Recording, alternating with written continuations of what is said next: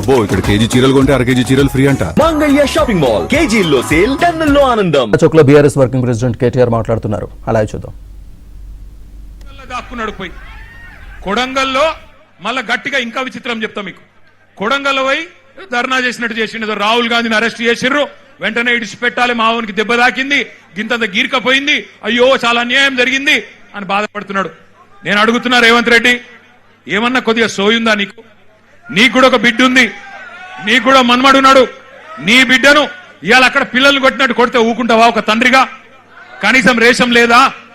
పిల్లలను గొడ్డులను కొట్టినట్టు కొడుతుంటే కనీసం స్పందన లేదు నీకు. ఢిల్లీ దాకా పోయి మరి మీ నాయకుడితో కూర్చునే ధైర్యం కూడా లేదు నీకు. ఇంకా మీదికెళ్ళి మోడీ గారిని, ధర్మేంద్ర ప్రధాన్ గారిని ఇవాళ ప్రధానంగా యువత డిమాండ్ చేస్తున్నది. జవాబు చెప్పండి అని చెప్పి మోడీ గారిని, ధర్మేంద్ర ప్రధాన్ గారిని అడుగుతుంటే మన చోటాబాయ్ ఈయనేం అడుగుతుండేరికేనా? కేసీఆర్ కేటీఆర్ తప్పటిదంతా ఎక్కడ దొరికినవయ్యా నువ్వు? నాకు అర్థం కాదు. దేశమంతనేమో మీ నాయకుడు రాహుల్ గాంధీతో సహా మోడీ, ధర్మేంద్ర ప్రధాని ఇద్దరు రాజీనామా చేయాలని వాళ్ళు పెడుతుంటే నీకు కేసీఆర్ తప్ప ఇంకొకరు కళలు కూడా ఇంకొకరు యాదికి రాక మానరుగా నీకు. ఆ వెనకటికి ఒక సినిమా ఉంటది, ఆ సినిమాలు ఇంతకుముందు వచ్చేటప్పుడే మా అన్న ప్రశాంత్ రెడ్డి అని చెప్తున్నాడు. అదేంటది? కుక్క కథ కదా. చిన్న పిల్లగాడు ఒకడు ఉంటాడు, వాని ఏం అడిగినా లాస్ట్కి ఏమంటే నాకు కుక్క కావాలి అంటాడు. అట్లా ఈయన కూడా అంతే. ఇక ఆయన నిద్రలో లేపు, ఈ ముఖ్యమంత్రిని నిద్రలో లేపు. అదో సినిమా పేరట, చిత్రం అట. అది చిత్రం, వీడు విచిత్రం. అంటే నిద్రలో లేపి అడిగితే కూడా కేసీఆర్ కేసీఆర్ కేసీఆర్. అరే నువ్వు ముఖ్యమంత్రి వీరా నాయన, కొన్ని ముఖ్యమైన పనులు చేయి. సిగ్గులేని మాటలు మాట్లాడుతున్నాడు. అదేదో పేపర్ లీక్ నాకు సంబంధం అంట. మోకాల్కు బోడిగుండికి ముడిపెట్టుడంటే ఇదే. నేను చెప్పిన, అయ్యా రేవంత్ రెడ్డి నీకేమన్నా సిగ్గు శరం ఉంటే నువ్వు చెప్పిన లేదా? లేనోనికి ఏం చెప్తామంటారా? అంటే బాధ ఎక్కడ అనిపిస్తుందంటే, నేను నిన్న లీగల్ నోటీస్ పంపించిన.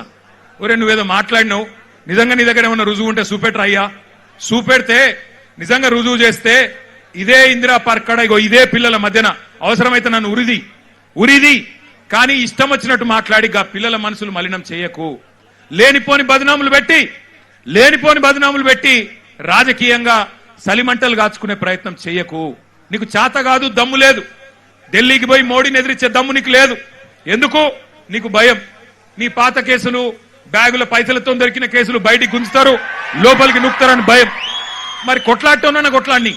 మాకు దమ్ముంది, తెలంగాణ తెచ్చినోళ్ళం, ఢిల్లీ మెడలు వంచినోళ్ళం, మాకు దమ్ముంది. అవసరమైతే ఢిల్లీకి పోయి గల్లా బట్టి అడిగే దమ్ము మాకుంది, నీకు లేదు. మరి కొట్లాడేటోళ్ళు కాళ్ళ కట్టెబెట్టి లేనిపోని మాటలు మాట్లాడి పిల్లల నెత్తులు ఖరాబ్ చేస్తున్నావు. నేను ఒకటే అంటా ఉన్నా, చాలా మంది తమ్ముళ్ళు అడిగినారు నన్ను, అన్నా మీరు ఢిల్లీకి పోవచ్చు కదా, జంతర్ మంతర్ పోవచ్చు కదా, ఇక్కడ ఎందుకు అన్నారు. నేను వాళ్ళకు ఒకటే చెప్పిన, మేము జంతర్ మంతర్కు పోయి మా జెండాలు పట్టుకొని మీ ఎజెండాను హైజాక్ చేసడం కరెక్ట్ కాదు. మీరు కరెక్ట్ కొట్లాడుతున్నారు. ఏ నాయకుడు, ఏ పార్టీ వచ్చి మీకు వాళ్ళ ఎజెండాను మీ మీద రుద్ది రాజకీయ ప్రయోజనం పొందే అవకాశం మీరు ఇవ్వకండి. మీరు ఇండిపెండెంట్ గానే కొట్లాడండి. మీకు ఎక్కడోళ్ళం అక్కడ, మీకేం కావాలో చెప్పండి, పక్కకుండి మేము సహాయం అందిస్తాం. మీకు అవసరం పడితే కేసులు అయితే కొట్లాడతాం, ఎక్కడిదాకంటే అక్కడ కొట్లాడతాం, పార్లమెంట్ లో కొట్లాడతాం, అసెంబ్లీలో కొట్లాడతాం, శాసన మండలిలో కొట్లాడతాం. కానీ మళ్ళా జంతర్ మంతర్ దగ్గర రాజకీయ నాయకులు జమైతే మళ్ళా మొత్తం ఇష్యూ హైజాక్ అయిపోతుంది, ఇష్యూ ఆగమైతుంది. మోడీకి సందు దొరుకుతుంది. ఎందుకు సందు దొరుకుతుంది?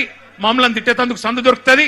పిల్లలందరూ కాంగ్రెస్ ఏజెంట్లు, బీఆర్ఎస్ ఏజెంట్లు అని అనవసరంగా తప్పించుకునే అవకాశం దొరుకుతుంది. అందుకే అందులోకి పోతలేం. మేము ఇక్కడే హైదరాబాద్ నుండే మరి మోడీ గారిని, ఇక్కడుండే బీజేపీ నాయకులను కూడా ప్రశ్నించాల్సిన అవసరం ఉన్నది. ఇప్పుడే ఒక అమ్మాయి పేరు మర్చిపోయిన నేను, ఎంత గొప్ప మాట మాట్లాడింది. ఐశ్వర్యనా?